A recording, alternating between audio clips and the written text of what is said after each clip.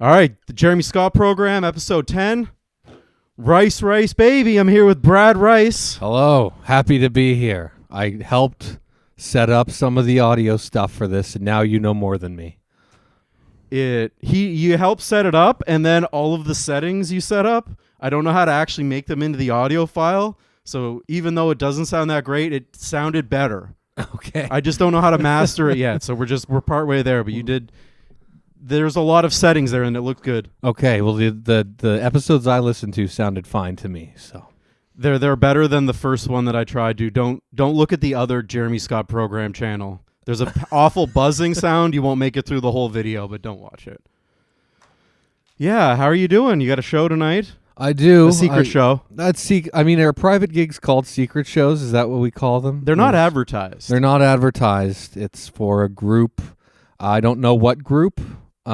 They just told me to work clean, so I'm going to try to not say fuck, shit, bitch, any of those. Or piss, even. You were questioning piss. I was questioning piss. In the comments, please let us know if you think piss is a swear word, because I'm trying to decide if the bit where I say piss a lot can go into my clean material.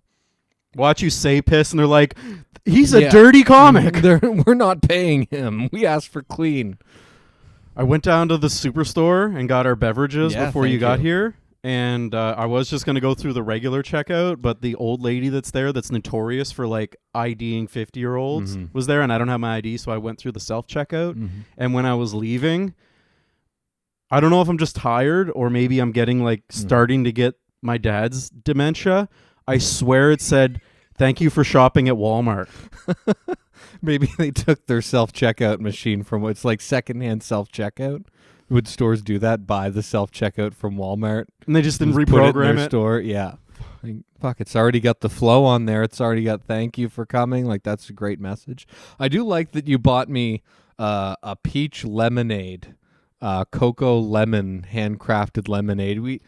We've gotten to know each other well enough that, I'm not worried about looking manly. I don't need a beer. I will drink a peach lemonade on camera for the world to see. It's like That's class fun. and trash, right? Like I I got don't know Coors Light and got you fancy crafted lemonade. I don't know if class is the word. I like variety. So, I mean, I'll drink a Coors. I love a Coors Light. It's my favorite beer. I like the light beer. Yeah. We do all these shows at microbreweries. I don't want any of that beer. It's all IPAs. It all tastes like a gym bag. I just want... when I'm having a beer, I just want a cold. People compare it to water like it's an insult, but it's good. It tastes good. It shouldn't be an insult for a liquid to be compared to water. It's an amazing liquid. Yeah, it's the best. Keeps life going. We Does. wouldn't be here without water. Why would it be bad if this tasted like water? Right. That's the second time I've done that on this show. Anyways. No paper towel, just paper. Yeah. There we go. It's all the same. It's good for the video element. Mm-hmm.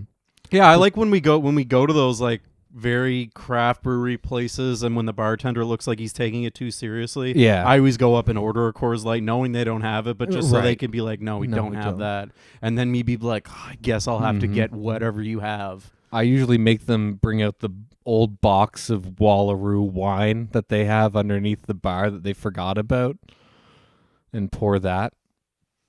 Yeah, you have a past couple shows. I've noticed you with the nice fancy glass. Maybe you're looking around for a cloth. I don't have. Actually, I'm gonna use my bag. Okay, I'll entertain the people while you're gone. Actually, I'm not going to be more entertaining than that. He's using a backpack that has stuff in it to wipe beer off a table, and he just held the bag over all of his computer equipment, and now he's back. The wine's not like a go-to drink, just coincidence. 3 or 4 shows this summer, I was like, you know what? I'm going to get a wine. And I've gotten criticized for how I hold a wine glass. Nathan told me, he's like, I got to teach you how to hold a wine glass, because I hold it like this, because that's how like a 50-year-old alcoholic woman holds a glass of wine, just full-fisted on the stem, arthritic, and that's the vibe that I'm going for when I drink wine. How's he telling you to hold it? The regular stem through the fingers. Yeah. Cradle the glass, maybe a swish, maybe get a sniff. But no, I'm aging alcoholic woman grabbing the stem. That's how I want to do it. I do it for the Nathan way, but Nathan does it because he kind of he's cultured and I just do it to compensate for my GED education. Right. Okay. Balance it out with. I think I'm post-cultured. I'm like, yeah, I've been doing this long enough. I've just switched. You're like, I have a degree from university. I'm smarter than all of you. I can hold it like I belong in a trailer park. I'm smarter than most people when it comes to what fungus lives inside of which plant. I'm glad you came here, Brad. I hope you noticed that we're in a very safe place. It's so safe. It's a purpose-built studio, obviously rented, very highbrow. Actually, for doing something at home, this is quite good, and it looks quite good on the videos. Thank you. There's no sharpshooter risk here. No, there's not. There's not. I mean, if they can go through the cloth. I mean, I did a few when I was playing Call of Duty. I did a few shots through, there'd be like wood or something. I got a few sniper kills through the wood on Call of Duty. When they're behind the doorway and you just guess and you hit them. Yeah, you see feet and you aim up from the feet and there you go. But if someone can do that in here or wants to do that here with the dozens of people that we influence as local comedians. Yeah. And for what? For like your uh-oh bit? For my uh-oh bit my great uh-oh bit where all the comments are just, I remember uh-oh, which is fine. Yeah. Maybe I'll just nostalgia bait for the rest of my career. There's like, YTV sucked, Brad. I actually, people who grew up at that time, early 90s, or not early 90s, late 90s, early 2000s, they have all these shows that they watch, and they expect because I do an uh-oh bit that I know all the shows. Are like, oh, you must have grown up watching Dragon Ball Z, and no, I didn't watch that. Oh, did you trade Pokemon cards? No, I didn't understand them. Like, I do bits about the pop culture that I actually was involved with, but like, there's a lot of stuff from that era that I just didn't have any interest in. And you're honest with them up front, though. You don't let them go on for about 20 minutes about No, I'm like, show. I didn't watch that show. If I watched it, I'm probably doing a joke about it. If it's not in the act, I don't know what you're talking about. It's good. Don't pretend like you know the show because they will find you out. They'll think you're a liar or a fraud. Mm-hmm. So we have some crossover here, Brad. You grew up in St. John, and I grew up in St. John. Our life stories are similar, and there a few, a lot of diverging things. But you grew up in St. John, but you've kind of made your comedy like yourself in Fredericton.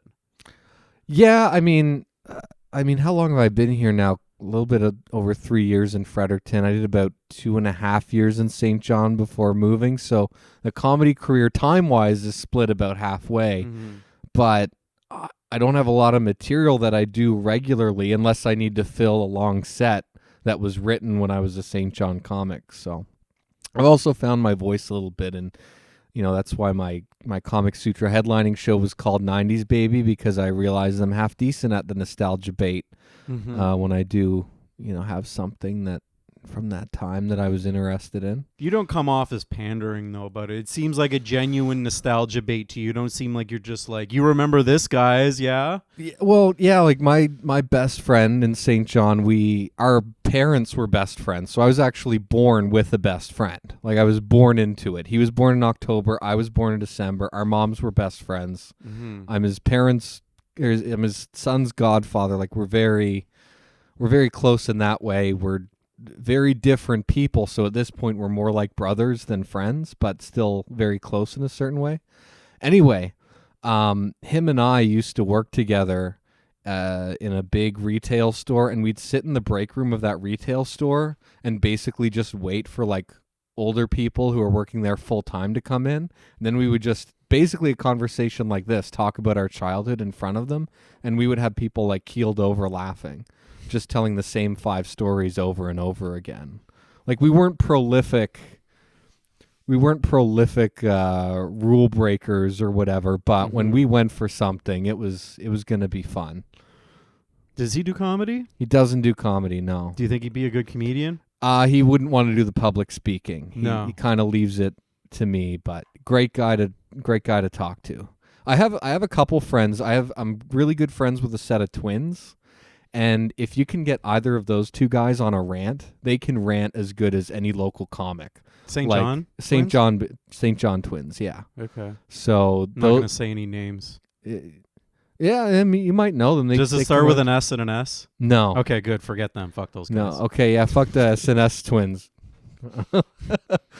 But yeah, those guys, if you can inject a little bit of anger into them and get them going about something, they can put together a funny sentence as good as any local comic. I watched the first Star Wars, like episode 1, Phantom Menace, with one of them, and he did live commentary on the pod race, criticizing the designs of the different pods with like shit in front of the racers' faces. I don't like Phantom Menace, but it's funny as fuck if you're watching Phantom Menace with this guy and he's doing live commentary on the pod race. No better way to watch it. It's a big case with people that they're super funny, and you're like, you should do stand-up, and then immediately their first line is like, no, I could never get on stage in front of people. I never would want to. And you're like, well, we're missing out because you are hilarious. Yeah, I mean, the insight into those people, but they just don't want to be in front of people. And then you got people that want to be in front of people, and they're not funny at all. Yeah. I'm not saying anything. Just it happens. It happens. Some of them work for it, and they find the material, and they grow, and they get there. My humor on stage is way different from what it is in my personal life. I'm more ranty like those two. Like every time football playoffs come around, I go down, I watch it with another good friend and his family, and I just sit in that basement. They give me the lazy boy. Like the lazy boy's supposed to go to dad. They put me in the lazy boy, and they let me talk shit the whole night. They want you comfortable. They want Brad coming out. Yeah, I've never had a set on stage that went as well and got as many laughs as just talking to this family in their basement during football playoffs. Drinking. Actually, I usually just have an energy drink because I go home after. You know what it is his younger brother in that family comes out with all these crazy ideas, and he asks me questions because he thinks like he values my opinion. So isn't that nice? I know. Someone values your opinion. I just tell them the most ridiculous answers to things. And then, if they slip up on a word, I'm all over them. I just pounce on them. So that's I met drunk Brad, not drunk bad. I'm not saying that. I'm not outing you. No, that you can. There's definitely a drunk Brad. I'm 31. I did 50% of my drinking in the years 2017 through 2019 that I've done in my life. Okay. So those years I was quite entertaining. You can definitely reference drunk Brad. There's a... Yeah, I met drunk Brad in Campbellton. This was the first time we knew each other probably like a year before that, and then me, you, and Nathan Dimitrov were sitting in a hotel room at like 3 a.m. talking about the show we were on, and you had a few drinks because we were there. We had a hotel. We were getting paid good. Why not have a few bevies? And like I said it to Nathan a few times after that, I was just like, drunk Brad is totally different. I need to have him here for a Christmas special, and I'm getting him drunk. Oh, we could do that. Absolutely. You, me, Michelle, and Nathan do a Christmas special right here in the studio. Yeah. I might have to have censorship oversight afterward. But drunk Santa hat, Brad. Yeah, if there's like 2 minutes cut out of the Christmas episode, it'll have been my fault. It'll start with Michelle's voice and end with her like, oh, I shouldn't have said that. Yeah. But my birthday gift to Nathan last year was just getting drunk for once. He would have loved that. I met him downtown, and I just started putting back shots until at his birthday. On his birthday, yeah. Michelle was out to that as well. Yeah, but you and I have like come together at such a steady clip over the last year. Because when you started, I was like, oh, another new comic. Okay, there's new comics start all the time, and then the more I've got to know you, like you helped me with my roof, reshingle my roof. Never questioned, never hesitated. You need shingles, I'll be there. I'm still limping from it, but I've got the cuts and bruises because I didn't want... You carried up 2 bundles of shingles. I didn't want my volunteers, and I plan on, giving you something for that. I'll figure it out later. But I didn't want my volunteers carrying up all the shingles, so I tried to grab as many as I could. I think I carried up about 20 of 24 bundles. It's a good roof. It looks good. I was glad to do it. It was good. nice Thank to meet you. your dad and Allie's father. And, her mom's very nice. Yeah. Very nice people. Always willing to help. Yeah, I mean, I could think of a lot of worse things to do on a Saturday. So if people ask you to help them and you're like, I can't do that, I need to just go help them and you'll feel good by it versus not helping them and then just being at home and having your dog piss on the rug in front of you. Did that happen? It could have. Oh, it could have. Okay. It could have.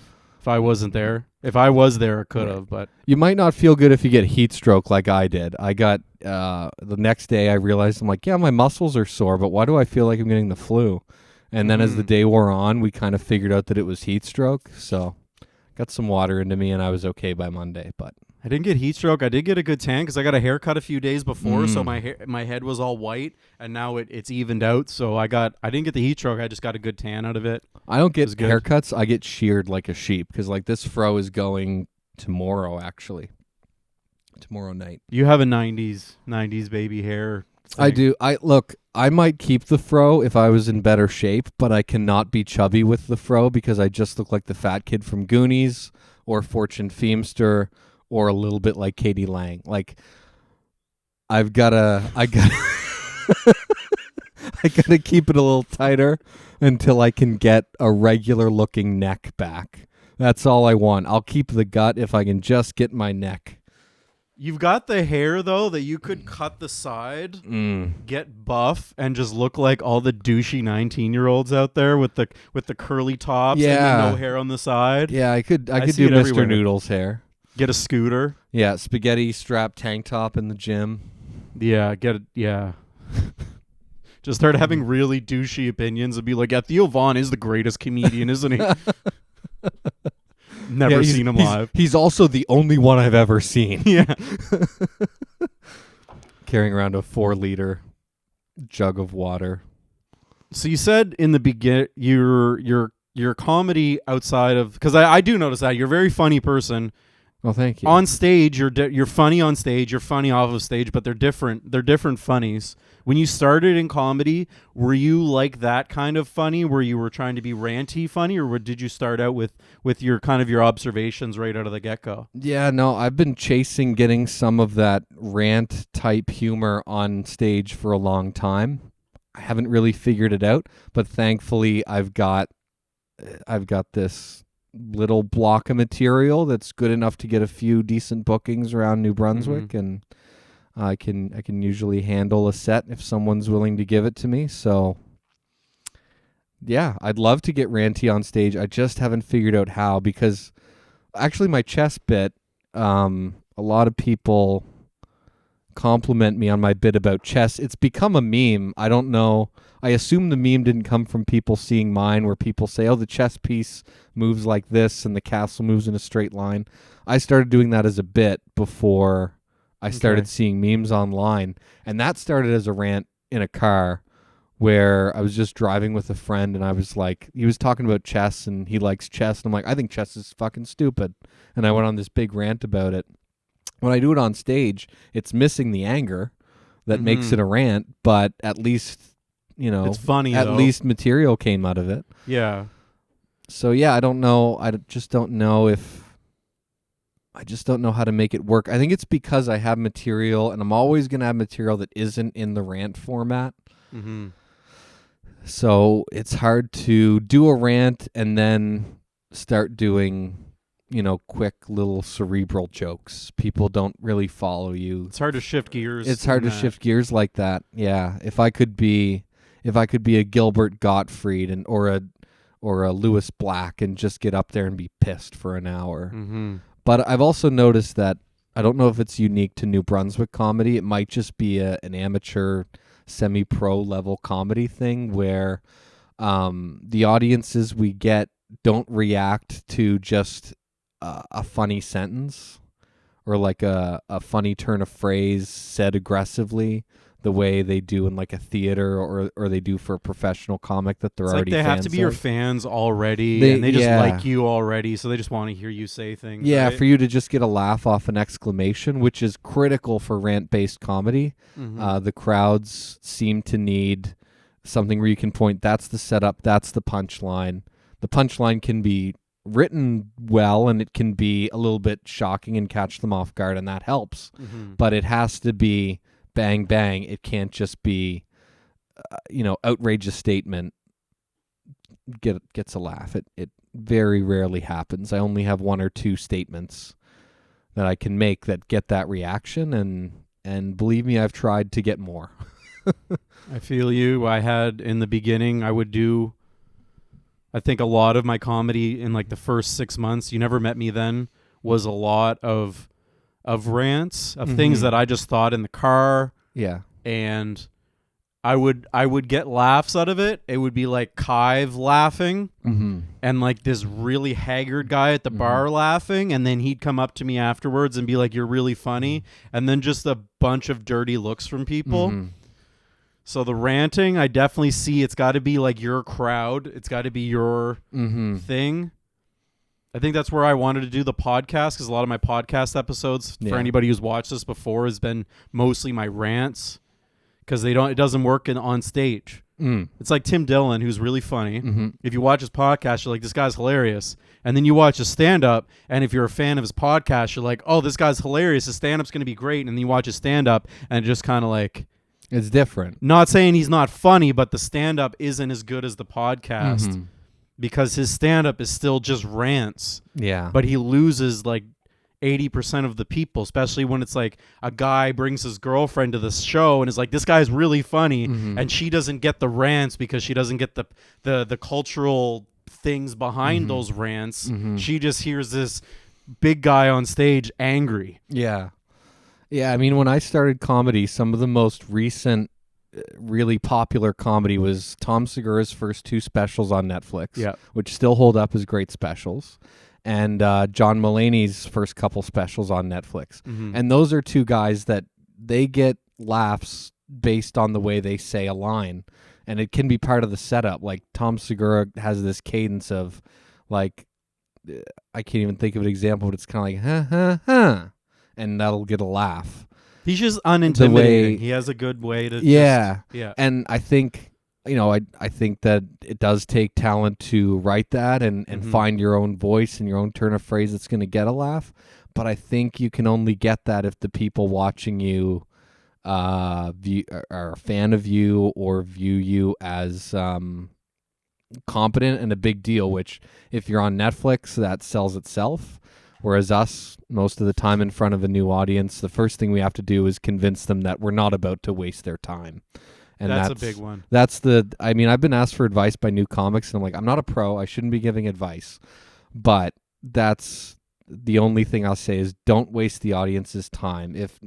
Provide them with something that's worth their time, at the very least. You were learning something. It's been 10 episodes, and that's probably the most significant thing if you're trying to learn comedy is don't waste the audience's time. Well, my first 3 years in comedy, I pretty much just had one opening line that I used at every single set, and I still bust it out sometimes when the situation calls for it, but it's a line that's designed to get at least a chuckle in about 11 words, and I can rattle them off quick. So if I can get a chuckle 11 words in, that whole audience knows I've thought about what I'm going to say. There's something written in a notebook somewhere. They don't have to worry that I'm just going to lose the plot and totally get lost and not have anything to say. So the audience calms down. They're ready to listen. They're not nervous for me anymore because I've got that one laugh. And they're also hopefully at least suspecting that I'm not going to waste their time for the next they can get comfortable 10 minutes. Hour on the rare occasion I get to do something like that. It's like seeing the pilot with a bottle of water and like they look like they dress themselves and you're like, okay, I can sit back and relax and enjoy this flight. Okay, don't waste their time. Have fun at an open mic. Try stuff out. Nathan likes to talk about the shit sandwich, open with something that's worked before, close with something that's kind of good. But if you got 8 minutes of new material to try at a New Brunswick open mic, they usually let us do like 8 minutes. Go for it. Use your time at an open mic, but try to self-evaluate that material a little bit before you take it up. You can imagine yourself saying it and think, if I was an audience member, would I give a fuck at all about this? It got really pervasive, I think, in a lot of people, a lot of comics listen to comedy podcasts where LA and New York comedians talk about you just got to get out there and do it time after time after time and figure out what gets a laugh and what doesn't.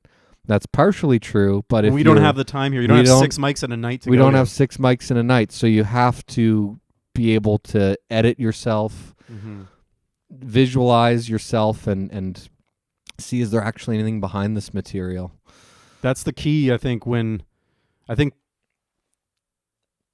sometimes people really just like the sound of their own voice, and you can see that, and sometimes that's a really good thing, because it means you got to believe in yourself, and you got to have some self-worth, because if you get up there and you're just like, oh, nobody likes me, the crowd's gonna know that, so you got to have like a bit of delusionalness.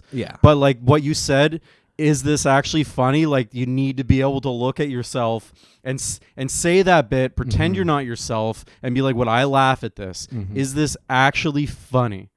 Question it, but still have the delusion behind it, where maybe you question it and you're like, that's not that funny, but then the delusional self is like, do it anyway, because it might be funny, but like at least go through that first stage. And if you really are like, I think this is just me ranting to myself, not what it would be funny to actual people. Yeah, I've written so many rants. Anytime I've thought I'd like to do some topical humor about this, or I'd like to get political about blah blah, I write, and then I look at it, I'm like, this is an essay. This is not comedy, which is why I've got jokes about board games and foods that I ate and shows that I've watched and nostalgia stuff, because there's jokes in there that I've come up with. And when I try to go deeper, I write essays every time. I should start a blog and put my essays on there, because there are a few. Have you heard the story about what's the big comedy club in LA? Comedy Store? The Comedy Store. So did you hear the story about how at the Comedy Store they used to have, like, it was either written on the wall or it was a sign in the green room saying you're not Bill Hicks? No, I haven't heard that, but it's been on Rogan's podcast. Yeah. Anybody who's listened to Rogan or Theo Vaughn, any of those places, they've brought that up about how there was a sign in there because when Bill Hicks was big, everybody was trying to be Bill Hicks, but they weren't Bill Hicks. I feel like in our New Brunswick scene, we need to have a sign out to say you're not Jon Stewart. Yeah. Jon Stewart's funny because he's Jon Stewart. Right. Nobody wants to hear that when they go to I mean, even like sometimes I'll be at a show and I might think the material is funny, but I'll still be kind of cringing where I'm like, these people, they got babysitters. They took their night. They could go on TikTok or any of these platforms and hear political rants. They don't really need to hear it at a comedy club. Yeah. Unless you could make it really, really funny. Yeah. But yeah, I mean, if you're someone who can write that and you can look at your notebook and say there's a setup and a punchline and it just happens to be on a hot button topic, go for it. But, like any other set, self-edit, self-critique before you even, I mean, an open mic's an open mic, but do that even before an open mic, because like you said, we don't get 6 mics in a night. We get 6 mics in a month if we're booking them all. And people here are very polite. I find I noticed in like workplaces, if you want to try your material out on your work colleagues, it's not like Boston where somebody be like, that's not fucking funny. You're a fucking idiot. Yeah. People will like lie to you and say that's funny because they just don't want to have the confrontation. And then you go to an open mic and waste 30 people's time with that. So try it out with yourself and I pretend also like know, you're your own critic. Yeah, I also know people have different goals. I mean, I don't think I want to do the travel. I don't know if I would even be remotely successful if I tried to do this professionally. But I kind of get as close as I can to that while living at home and having a life outside of comedy. But some people are just, some people, they do their one open mic a month and that's the mic that they do. So and they're satisfied. And they're satisfied with that. Thing. You just have to evaluate those two things differently. Do what makes you happy. I guess I have a weird mindset because from like the first open mic that I did for years before that, I want to be a comedian. Yeah. I would tell people I want to be a comedian. I kept procrastinating. And the first like several music open mics I went down there with the mindset of like, I'm going to be a real comedian someday. I have to start here. And I forget that sometimes. I go to shows and then because it's like we're all playing in this like giant league. Even in sports, they try to mix you up into like, okay, you're playing competitively. We're gonna put you in the competitive league, and then okay, you can't even tie your skates. You're gonna be playing house. But we're here. We're just all together, and we have to respect that with one another. Where the hobbyist needs to be aware of like, no, this person has literal goals. Don't like slight them because every time that they get an opportunity, they're trying new things because they're trying to build an act, and then that person not be like, this person's just doing the exact same act every time they go up because they only go out once a month, and this is just their one night to have fun. Yeah, and they're not wasting the audience's time. They're doing what they know works, and it has fun. Yeah, I mean, for our scene, that all works great. It all has its place, and there's enough opportunity crammed into our small little province that for the most people get a shot or two at being part of a ticketed show, making a few bucks on any given night. You can live your dream here. Well, your little dream. Yeah, that's what I've told people. You're like, oh, it's so nice that you're chasing your dream. Well, I'm not really chasing it. I'm kind of living my dream, my comedy dream. The problem is you also have to keep living your nightmare of working a day job. But you get to live your dream with it. I mean, don't let, find the time to do what you want to do. It's funny when I'm at work and I'm like, we're not going to talk about your work, my work. There are times that I'm doing some like grunt bullshit because I'm like a technician, but sometimes I just got to be cleaning things, and I'll be in like some wealthy person's house with a spray bottle and a rag cleaning something, and I don't know how to say it to them, and I'm not going to say it to them, but the times I want to look at them and be like, I'm opening for Darren Frost tonight.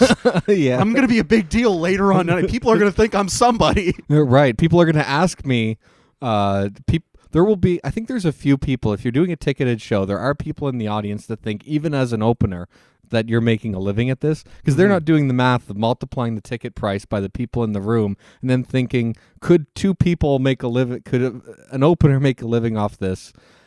Probably not. Maybe there's a few people in large cities that go and open for a bunch of stuff and can squeak out a living.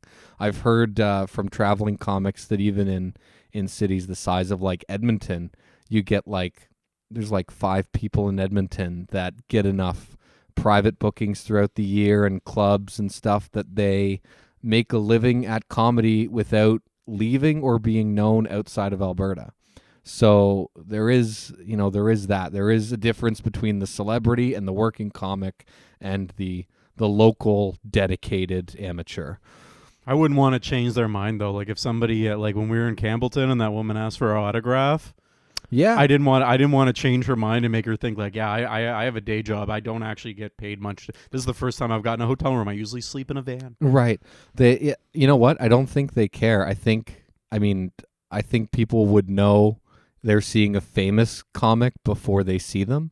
So when people ask for an autograph, I think it's just because we go out to so many shows, they kind of blur together for us. And we love being on stage. We love all the friends we make at comedy. It's quite a close-knit scene. There's, most people are friends with most people to some degree. They can tell we know each other. Yeah. And there's a personal connection. But for most people, they get out to so little live entertainment that even a local booked mic or a local showcase is kind of something special to them. So, I never downplay that. No.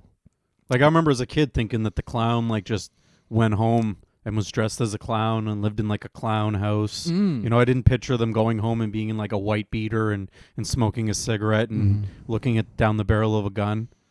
I just thought, I was like, no, he's just a happy clown all the time, and I want them to think that about me. Just like he's a happy clown comedian going home and telling jokes. I've said it on stage before. I used to think the jugglers at Buskers on the Boardwalk were millionaires, famous millionaires that lived in mansions because they could juggle flaming chainsaws and stuff. Like the people at the fair, they like living in camper trailers and well, they do like they probably do like getting high and living in a camper trailer, but I think if we were in an art form where children attended and were entertained and that was appropriate, the reaction we would get from kids would look up and think they're seeing quite a famous person, because we're sometimes as much as 2 feet off the ground and we're the only one talking. This reminds me of when I was in sales, and whenever you get a sales job, especially if it's like a culty kind of thing, like a pyramid scheme, a door-to-door sales thing, and your first couple days there, you see like the rock stars in the office, and you're just like, you are successful, you have nice shoes, you smell good, you're looking good, and then at some point, if you get close with them and then they take you home and you see their home life, and you're like, this is all a facade. Right. Everything behind the curtain is a mess. Right. But you put it on, and you put on a show. Like a hotel concierge or a jeweler or something. They look quite dapper at work, but it's a retail job or a hotel job, which, everyone works at some point, and you know what kind of life you squeak out doing that. It's tough. A year and a half ago, I was in Miramichi, and I would have this thing where like I bought a nice pair of shoes to wear on stage, and I would always like have them in the car, and when I got to the show in my car, I would put on my shoes, and I thought like, okay, I'm just putting on a fake image, but I mean, I need to look presentable, and if I just use my everyday shoes, they wouldn't be like stage worthy. I want people to think like this guy's really put together, even though like I was just cleaning air ducts before I drove there, so I was like, I put myself together to look like I'm a professional, I'm clean. And then comedian we both know, a French girl in Moncton, I saw her at the back of the Miramichi show taking off her shoes and her socks and putting on a pair of stage shoes that I would see her wear at every show. Yeah. And I was like, oh, okay. Okay, we do that. We do that. We put our old selves aside and we make this image to get on stage with. Yeah, you have to. I mean, if sometimes you do it prematurely, sometimes you seem like you're a little full of yourself, but if you don't take yourself seriously as an entertainer and a persona, how do you expect an audience to? That's what I felt like before. I would get up on stage and I would have I had a nice pair of shoes, and then they would get crummier, and then after 3 months of performing, I was like, oh, these shoes are getting crummier. They can see me wore out, and I'm like, okay, I need to have dedicated comedy shoes that don't go out drinking after the show. Yeah. I mean, I typically don't change shoes at the show, because I typically you're together though. You're more together than me. I'm more of a mess. I've been an office worker for 5 years, which has destroyed my body, made me chubby and inflexible and prone to injury. But it allows me to be clean at the end of the day and pretty much roll right into a show with very little prep. Although I typically leave from the house to get to shows and pick out.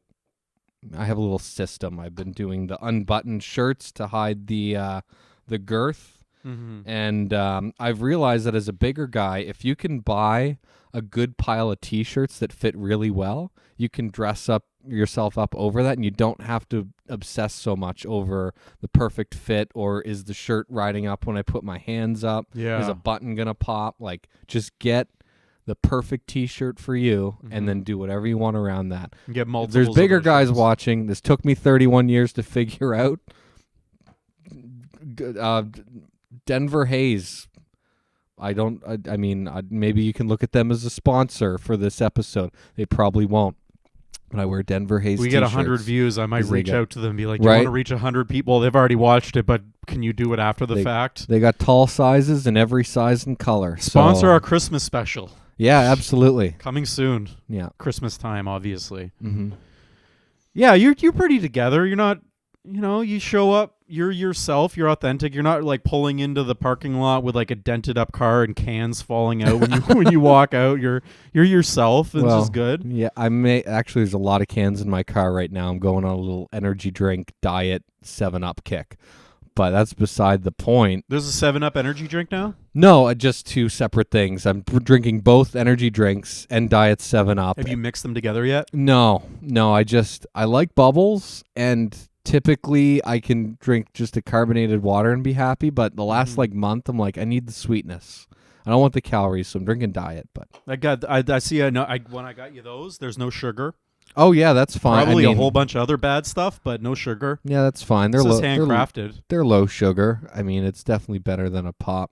What even qualifies as handcrafted? I don't know. Like somebody didn't make that can by hand. Yeah, or they like do they have like a hand juicer for the lemon and they're like juicing the lemons? Mm-hmm. I don't know. When does handcrafted become not handcrafted? How much machinery needs to be involved? We're abusing these words. We are. There's I actually stumbled into a YouTube algorithm of small scale manufacturing. So all these like business owners that make their own products in like their garage. There's a guy who was really into crafts and he's like, I want to make my own craft glue. And he just bought a vat and put it in his garage. And he's like one of the biggest craft glue manufacturers in the world. And he just mixes it in his garage. He's like, this is more money than I've ever made in my life. And I'm just stirring solvents together. All you people out there that were told to stop sniffing glue, they were stopping you from living your dream. Yeah, this guy's going nuts. Making it and sniffing it and living the life. Mm-hmm. That is a thing now, I guess, is just those key words. Like I saw it, I said handcrafted. I should have known it's BS. You know when you go to A&W and you see the things on the walls and it makes it sound like they jerk off their cows and they give them massages and then there's all these like messages, you know, like they're not using Syrian kids in their chicken nuggets as of 2028 and you're still eating the nuggets. Like I don't care. It's like the U.S. designation for free range chicken is the chicken has to have access to the outdoors. They do like a 6-foot cage with like a doggy door. And like one chicken can fit out there out of like 1 million chickens. And they're like, yeah, they're free range. They can go outside if they want. My son is caught on to this because I try to tell him things like don't drink the tap water, drink the other water until we get the bottle filter machine. And like he's already caught on to this where he like throws his arms up. He's like, Dad, everything has chemicals now. Yeah. Dad, everything is this. He's giving up already. When people ask me my favorite food, I've started saying microplastics. Yeah. Well, what's your favorite food? Microplastics. It'll drive you nuts. Like everything's there. It already has it in it. Yeah. Like, and I don't see the difference. Like there's so many times that I'll meet like Nathan does not look like he is just out to lunch. You know, and then I meet people that like look after all those things and they're just totally fucked.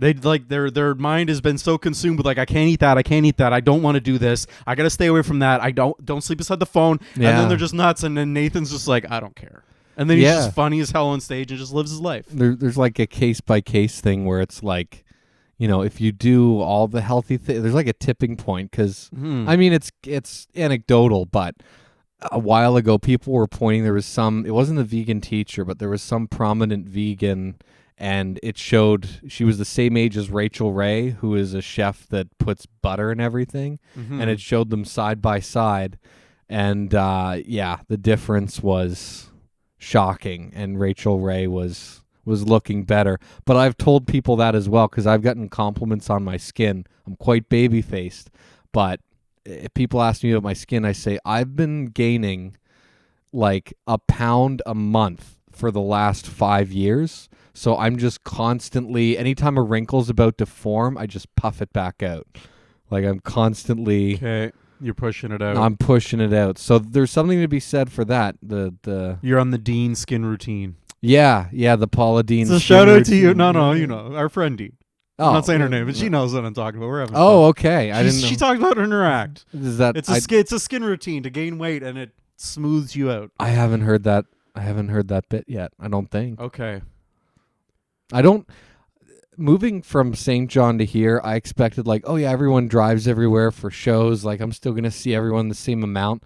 I do not see St. John comics nearly as much as I used to or want to. Like 6 months to a year sometimes. Like people that I want to see, I'm realizing I haven't seen them in like 6 months. Yeah.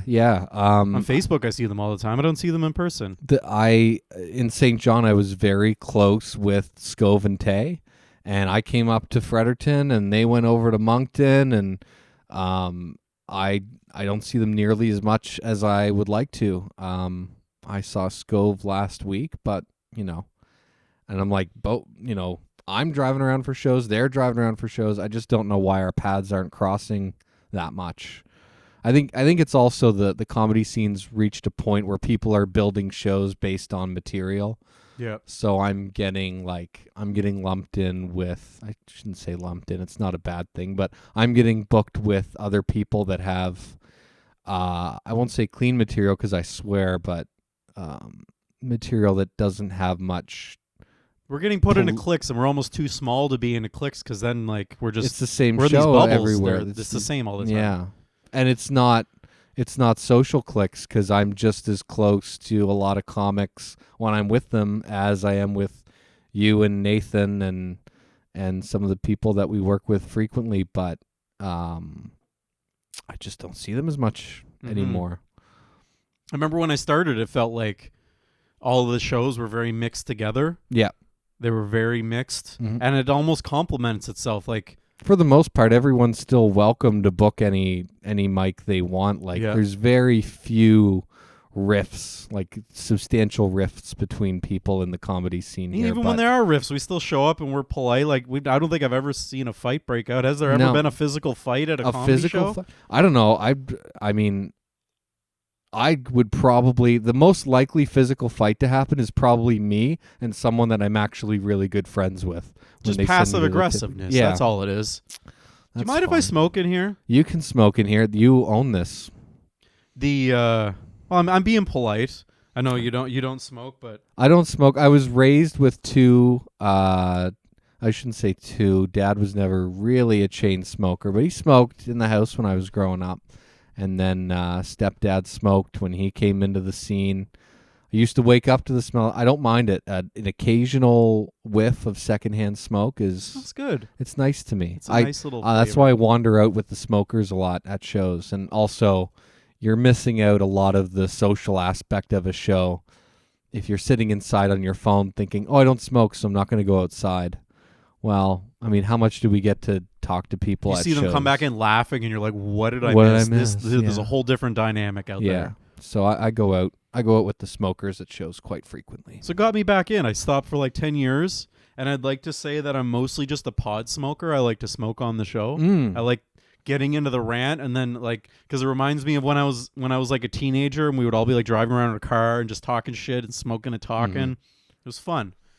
But I am looking at putting like an HVAC system in here with my trade. Yeah, where I'm going to have expertise. like a vent system, kind of like a kitchen, so it'll just pull it up. I've noticed, I think on Rogan's podcast, because he's doing cigars and all that shit, so he must have a significant good air system that just pulls it up. Yeah, you could do that. There's already like a hole kind of ready to go for you there. I swear to God, I came in one day like 6 months ago, and that was open. Oh, okay. That was open, and I felt like a 10-year-old scared of a burglar. I'm pretty sure it was the draft blew it open. Yeah, that can happen. But there was like 10 minutes there where I was like a pussy in here being like, someone's up there. What am I going to do? Yeah, it's not a piece of shit like falling apart ceiling. It's just like there's an attic kind of access. It's an access, to do the insulation. And I was when I first moved in here, I swear to God, I had a fantasy of like, I hope a drug dealer owned this place before, and there's a bag of money up there. There wasn't. Yeah, I mean, I live in a mini home, and I had a dream early when we moved in there that I found a secret basement underneath the mini home, and I'm like, cool, I did buy a whole like bungalow. You could renovate it. I could get up in the middle of the night. I could cut a hole in my floor, and I could start digging. And it would take a while for people to figure out. But there is a John Wayne Gacy documentary coming out, and I feel like digging around under your house is going to be frowned upon in the future. Don't put like a yarmulke on when you're digging those tunnels. People will start saying shit. Yeah, you gotta be careful how you're perceived. I saw out. Have you driven obviously you go to Moncton for shows every once in a while, so you take the Majorville Highway. To get there. Yep. So have you seen the camper trailers that are up on stilts? Like they're up like 12 feet high. No. They've raised them because of the flood. So like, like you'll see this giant wooden frame and then a camper trailer up there and a ladder to get up to it. I don't know if like they were thinking they were going to build like a 2-level thing underneath or something. I know it's because of the floodwaters, but it looked pretty cool. Yeah, I mean, when we moved up to Fredericton, we were mostly looked at mini homes because we moved, like if you look at when real estate prices peaked, we bought in like the month they peaked, but that was the month we had to move. Yeah.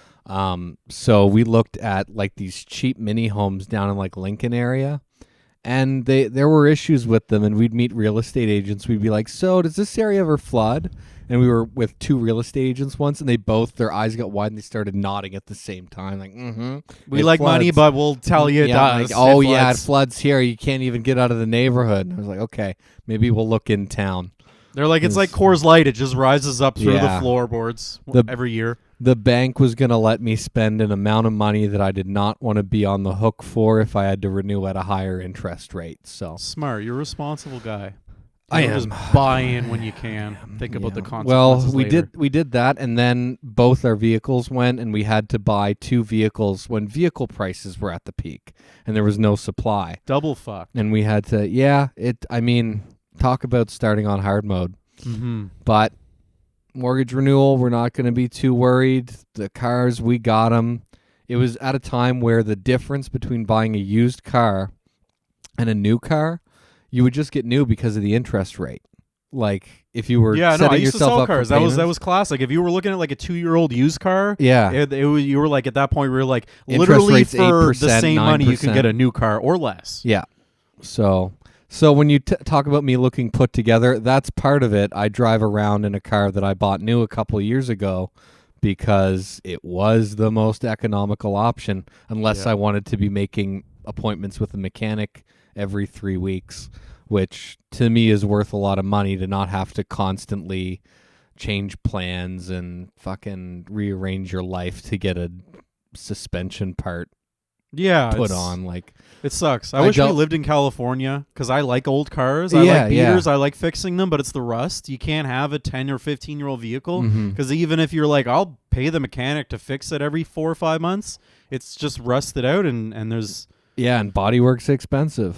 That's what happened to that last Mazda I had. It was all rotted out, and I loved that car. People thought it was a piece of junk, but I loved it. Yeah. And it just was like, it just was unfixable. The whole inner floor was rotted out, and I was just like, what can we do? And they're like, we can't do anything. Yeah, I like my Mazda for a lot of reasons, but next vehicle, I got to get something heavier because I'm just on the highway too much in the winter, and like, you need something that's going to grab the road a bit. I smashed into the wall of the highway on Christmas Day this year because I hit a little bit of slush and the car was too light to handle it.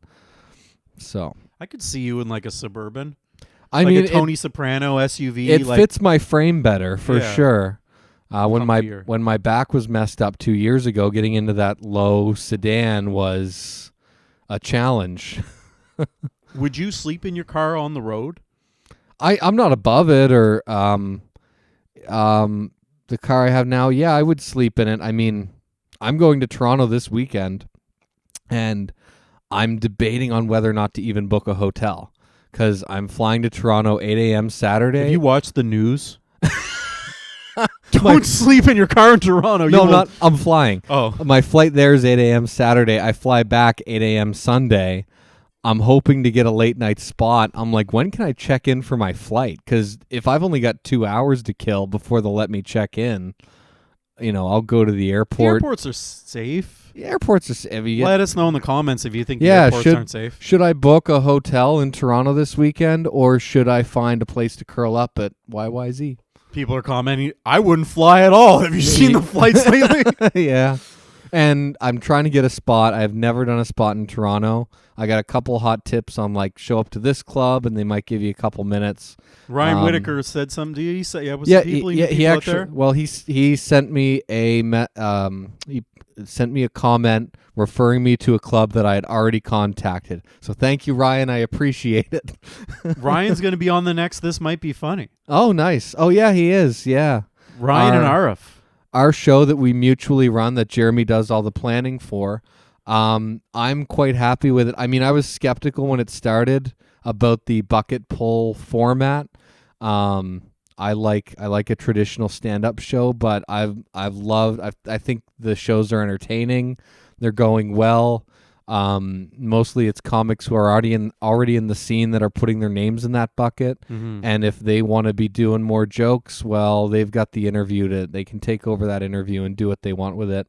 To all the people that haven't been there yet, because I know that I kind of felt the same way, but there was something about the Bomb show that I thought that it had like a very good community vibe that I thought it could really bring. Because I always felt like the open mics in Fredericton, they were good, but they were just kind of like, we show up here, yeah, it's done, we leave.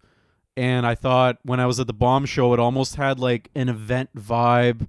People wanted to go there. It wasn't like, I'm on this one, you're not on this one, why are you even here? Like when you would show up to open mics here that you weren't on just to watch, people are like, why are you here? Versus this might be funny, just has a thing of like, no, just show up every month. Yeah. Be here for it. It's an event. And it just, Yeah.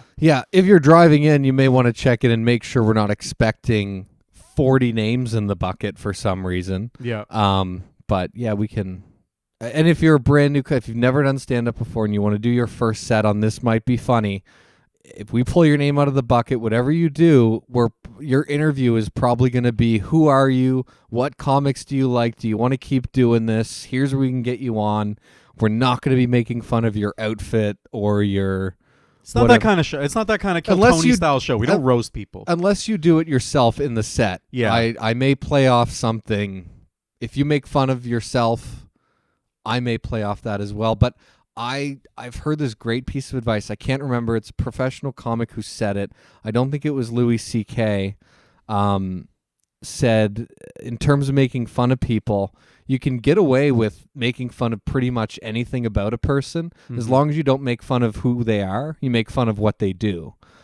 So, like, point out their behavior or something. Instead of calling someone fat, talk about how much they eat. They're much more likely to laugh along with you than get offended. That's two things you've learned on this show. That's a very insightful. I try to keep that in mind with that interview. If we do have an experienced comic that can take a little roasting, or if we're playing off something someone already said, make fun of what they do, not who they are, and you're usually in the clear. Okay. I've always...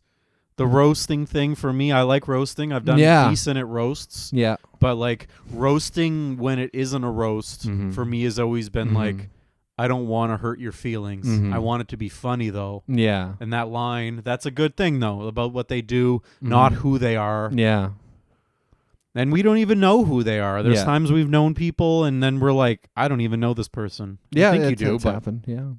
Yeah, I mean, pointing at someone and being like, you're a slut, that's an insult. But this person fucks so many people, like, that's a joke. That's the start of a joke. Yes. I would hope that you have a punchline to that, but it's leading into something they're much more likely to accept and laugh with you at than if you just call them something. Okay, the third thing, I hope, when you're making a joke, have the punchline in mind with the setup. Don't start with the setup and then try to figure it out after the fact. That's true. That you got the setup going, because then you're like, the setup's really great. I'll figure it out afterwards. It's really hard to bring those two together on the spot. And if you have those two things, if you have what you think is setup and punchline, and you're doing this material, it's never working. I've tried this before, and it's worked for me.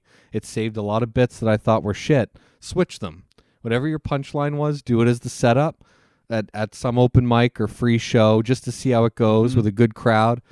Use your punchline as the setup. Maybe it turns out you were burying the lead, like the journalism term, burying the lead. Okay. I've seen that. I usually tell people that I know if I see that in their material, I'm like, hey, I think you're doing your punchline as your setup there, because I think this is where the surprise is. You're giving away the surprise in your setup. Here's how you save it. I've had so many bits where I'm like, I know this is funny. Why isn't it working? And then I just, even if I don't have a eureka moment, I'm like, I'm going to try the setup punchline switch. Okay. It starts to work. They do that in TV and movies sometimes too. Like when you watch a TV show and they'll show you the last scene of that season right at the start of the show, or the final scene of the movie right at the show, and then the whole thing goes. Because that was probably in the editing room. They're like, we should switch that. Get them on the hook, because they're like, I have to find out where this punchline that you just delivered is the setup to we want to know. And then you have their ears. I'm sure I've got material that I'm working on right now where eventually I'm going to be like, oh, I'm doing it backwards. Mm-hmm. I love making a new bit. Or not making a new bit, but I love taking a bit that I was like, I knew there was something there and it wasn't really working as good as I wanted to, and then just making a little tweak to it, and it just is like, okay, there it is. There it is, just switching those or adding a little punch up. Nathan's talked to me about that, about the punch up to the setup, to the punchline. Yeah, the most productive writing sessions I ever had have been taking a bit that is good enough to maybe do halfway through a ticketed show. It's performing okay, it gets a couple laughs reliably, and just sitting with that material, and I call it auditing it. Like just looking at every line that you say and thinking, where's the biggest gap between laughs? Can I add a joke in there? Can I get those two laughs closer together? And then that material can become like your closer for when you get to do a spot on a ticketed show. That's what happened with me. I close a lot talking about TLC, the TV channel TLC. Yes. It was just some like thoughts and observations, and I played around with it. And then I added a chunk about one of the shows on TLC that I hadn't been doing previously, and I found a callback that I could do if I did another bit earlier, and suddenly it was like, that's the go-to closer. After doing it for months as just like some fodder for... Don't throw those bits away. Don't throw bits away that aren't there yet, because you're so much closer than you are far away with some things. Yeah, but give them the attention that they need. Like a bit's not going to get better by you just going up and doing it the same over and over. If you want more from it, sit with it, write on it, try to think of the ideas in that bit that you haven't gone down. Take chances at open mics that bit. Take chances at open mics. Respect the people's time. Give them something worthy of their time. Yep. But try stuff out. Try something new. And Nathan's analogy with the shit sandwich, I've always tried to do the shitty Big Mac. Okay. Where I have a good bit to start out, some new bits, a good one or two in the middle. Yeah. And then finish with a good bit. So it gets those people there, so it's not just like good and then trying all the way and then till the end, because if I lose them a little bit or maybe it isn't as great, get them right back in that middle spot. The middle is the big thing. I think now that I've tried to get into doing more like 15 to 20 minutes, I think a lot of comedians, they fall off after the 10 minutes because they have those great openers. And then they have their great closer, and then that bridge. It's like a long bridge where you have to have posts in the middle. You can't just have this giant stretch over that, because you're going to lose some people when the wind blows. So get some posts in the middle, or just stack it, Yeah, like, your bits. You have so many bits in a set, because I've seen your set list. So you think of your bits in like 30 second chunks. My bits they tend to be like 3-minute chunks or 4-minute chunks. So it's tough for me to make a shit sandwich at an open mic, because I might only have time to do 2 bits. That's why they're different. We can't compare. It's hard to compare to other people, because everybody's doing a different style. And find your style and do it. Yeah, got to figure out how that stuff applies to your style. Because there's people that give me in the beginning would give me advice, and their advice was based on their style. And I would be like, yeah. And how does that apply to me? I'm not going to reinvent my bit. I don't like to do, there are certain bits that I'm doing now that are getting longer, but I don't want to do 5-minute, 7-minute bits, because I think from the beginning I never wanted to waste the audience time. I'm always like, I want you to laugh as many times per minute as possible. I'm not a one-liner guy, but I'm in like an in-between where I'm not a one-liner comic, but I'm not like a story comic. I'm in that in-between. I'm a couple liners. Yeah. I'm like a Charlie Sheen, a couple lines. Yeah. You're wanting to do 3 jokes in a bit, and every line is set up punchline. There's my bit. I did 3 jokes onto the next bit, but yeah, your style, it does feel narrative, because you do find ways to connect them. I'm trying. And the way you write, I keep running into trouble because I don't write opening lines to my bits. So I rely on a couple tried and true opening lines and then finding my way to the bit that I want to do.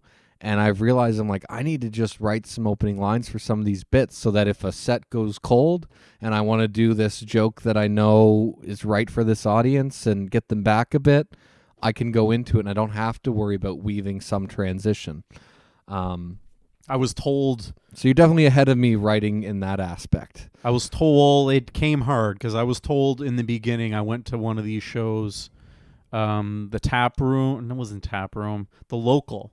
John and Matt Way used to run a show called The Local, and there was no host. They would just hand the mic off to the next comedian. So you'd get up there and you'd hand the mic off to the next guy. And there was a guy that was there. We know him. He got up and did like 5 minutes of just ripping me apart about how my transition. I was only like 4 months in at that point, and it was an open mic, and I was just there trying material, but he just ripping me on how my transitions are just terrible, and like, what do I think I'm doing? And I sat with that for like a couple weeks, and that's why like every time like you see those like manifesto sheets that I write before my shows where I have the set list. When I'm writing those, I'm constantly thinking of that opener sentence that goes into that. And it was also too like when I sold I was a door-to-door salesman, and I sold cars for a long time. So I got really good at like the customer talking about their dog pissing on the rug, and then me getting back to how the Hyundai Santa Fe has really good all-wheel drive. Right. So those transitioning into the dog pissing on the lawn and how the remote start is going to be really good for you and your family. It's a freak mind thing. It hasn't paid off quite yet, but it works. Well, hey, the way you've developed a set that, I did a show with you, me, Nathan, and Chad Duplessis, a campground show, and we were kind of trying to figure out, okay, who's going to open and close and host. I'm not a great host. I've had a couple good nights hosting things, but I'm not reliable at it really.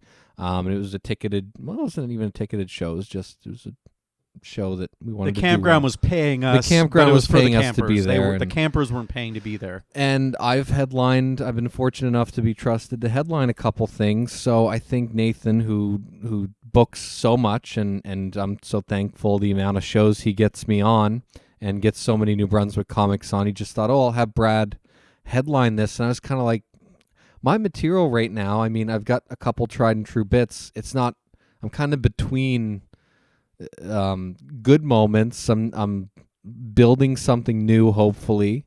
I'm not really inspired at the moment, but Jeremy is peaking on some great material. Let's have Jeremy close this show, even though I've had headliner experience before, and that was, I think you're considering it your first headlining gig. It was, and I thank you and Nathan for vouching and putting me into that position, because like it was absolutely it's hard to get that first headline. I feel like those are like someone's got to give you that shot, or you got to rent out a venue on your own and be like, I'm the headliner. Right. I paid for this. Fuck you guys. Right. But it opened my eyes to a lot. It was the right call. Your material was right for that audience. I was able to do a little cleanup for you beforehand because for some reason, despite it being a 16-plus show, there was a bunch of children there. So 8-year-olds. I was standing outside the tent petrified, like, oh my God, my whole set list is for grown-ups. What the heck am I going to do? I've got clean material to pivot to, but I'm like, Jeremy's going to come out and do Jeremy's set. So I started a little bit clean, and I kept saying at this 16-plus show, and then I hit them with some of my heavier stuff, which is, maybe the lighter side of your material, but it was enough to walk a lot of those kids. When I saw them walking in their little Crocs and just walking with their little stuffed animals and stuff, I was like, thank God. And I don't want to be your Pulp Fiction. Like when I was a little kid, and me and my mom had DirecTV, and I could just watch whatever I wanted. I watched so many horrible movies as a 10-year-old. Like I didn't want to be that for those kids. Yeah. Them going home and being like, what, Mom, drinking and driving? Do you guys drink and drive? Yeah. Is it fun?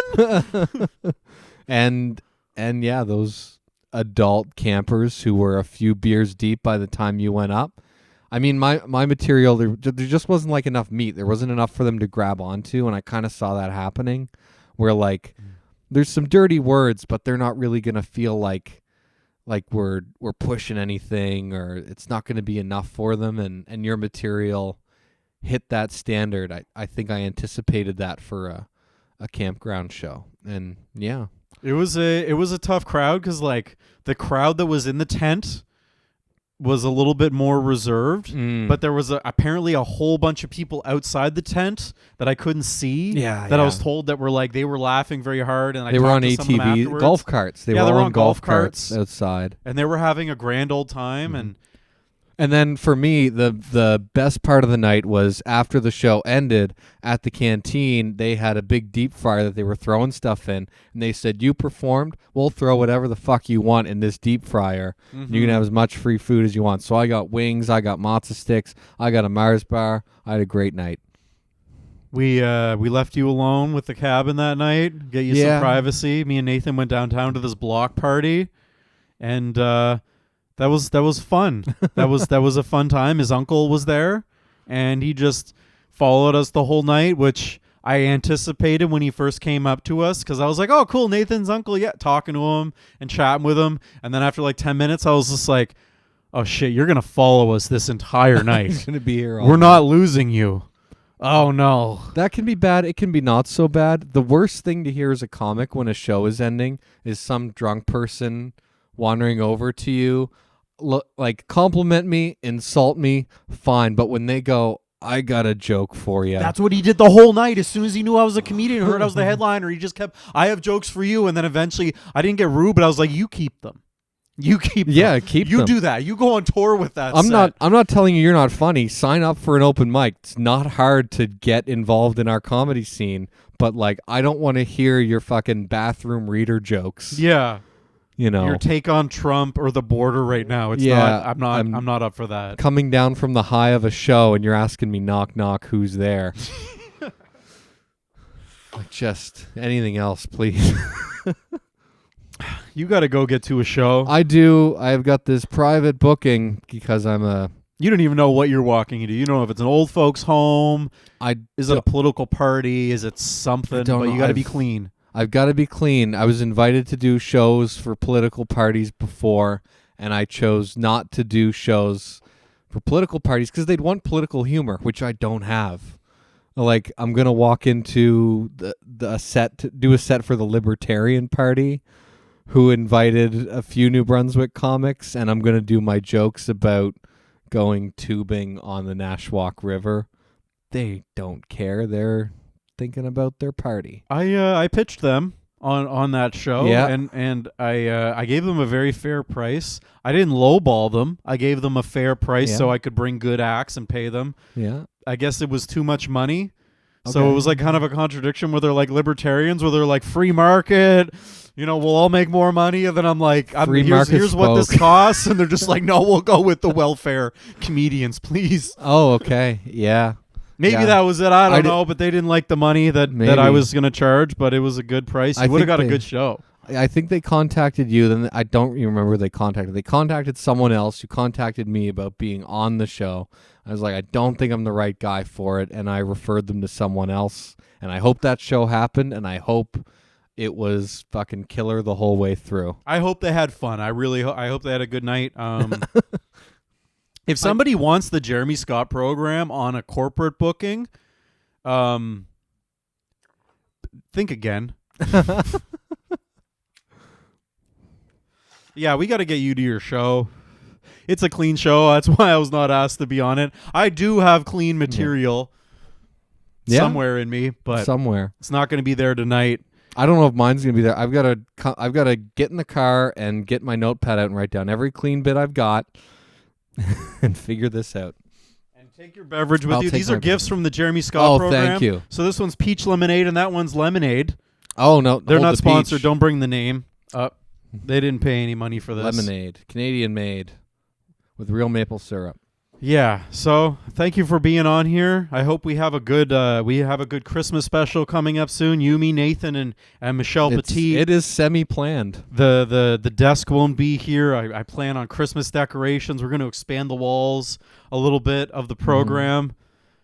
But yeah, here we are. An unknown location, Mr. Brad Rice. Where are you performing at between now and Christmas time? Between now and Christmas time, I feel like I know the dates, but I don't know the locations. My headlining shows, I'm headlining Comic Sutra a couple times this fall. So one of those is going to be October 11th. One's going to be September 22nd. So we had to split up my weekend because I fucked up my schedule and panicked and got them to move my dates around. So if you want to see me in October 11th. If you want to see me in November, it's the 22nd. This might be funny. Runs monthly. It's Jeremy's show. It's our show. It's Jeremy's show. It's our show. I'm always on it, and that's towards the end of the month. September 30th is the next show. October 2nd, I'm at Hampton Brewing Company or something. That's a Scove and Tay production, so there I get to see my old friends that day. I saw you on that book. It's a Back to School. Back to School Fools or something. Yeah, Fools Back to School. I've only done that venue once, and it was for a opening for a tour. So I'm glad the locals are moving in because it's a cool venue. Perfect, Brad. I don't know if this one's announced. I won't worry about it. There will be something. Check out Brad Rice. You got it. Your Facebook, Brad Rice. Obviously, you put a lot of promotion on. You got a website too, right? BradRiceComedy.com. Yeah, I'm gonna put an animation right here. You're looking at it right now. BradRiceComedy.com. Yeah, check that out. It exists so I can keep track of my own schedule. So you don't double book. So I don't double book, even though I do double book sometimes. Sorry, Comic Sutra. It won't happen a third time. Go check out Comic Sutra. It's New Brunswick's only comedy club now. Yeah, it's in the Red Lantern. There's food. Punchlines. You can get food there. You can. Punchlines and Julie are going to keep promoting shows occasionally. They're running their annual charity Roaring for Romero House out of Lily Lake Pavilion. So don't give up on Julie Tower and the Punchlines brand. It's just running a little different now. Julie, if I win the lottery, and I've never bought a lottery ticket, I might get one at some point. If I win the lottery, I'm fucking opening another Punchlines, and you're going to run it. It's going to be amazing. Brad Rice is going to be there all the time. All our New Brunswick friends. And then all these out of province comedians as well. Yeah. Thank you, Brad. Get to your show. Thank you, Jeremy. Say urine instead of piss, but if you say piss, fuck them. I'll use other words for pee and see if we can get through it. It's been good, buddy. Cheers. See you guys.